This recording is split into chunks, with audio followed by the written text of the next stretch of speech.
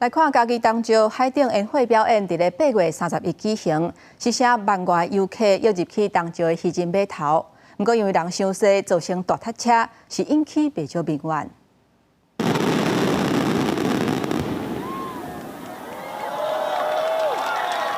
有12分钟，超过27000发的高空烟火表演，伫民众的欢呼声内面结束。暑假期间，嘉义县政府本来伫东石的渔人码头举办少年赛活动，其中高空烟火表演因为受到凯美风台影响，延期到8月31号暗时。对中昼了后，游客陆续来到东石。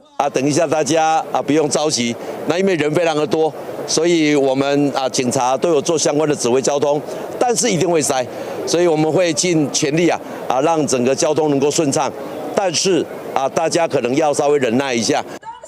县长专程关心，透过无人机空气监控，注意附近的交通状况，因为游客人数超过预估，散场了后，人车做伙出现，交通更加是拍结，汽车走走停停，就连边仔的产业道路嘛塌掉咧，至少要加等1点外钟。避免国庆烟火嘛。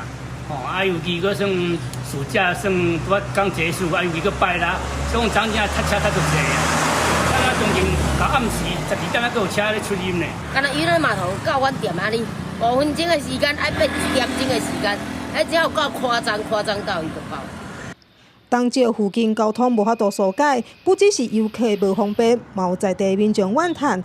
不过，游客带来商机，帮助最近较少人的国旅市场，店家大多数会当体谅，嘛希望县府办活动会当规划更加完善。记者李小燕、陈兴坤，嘉义报道。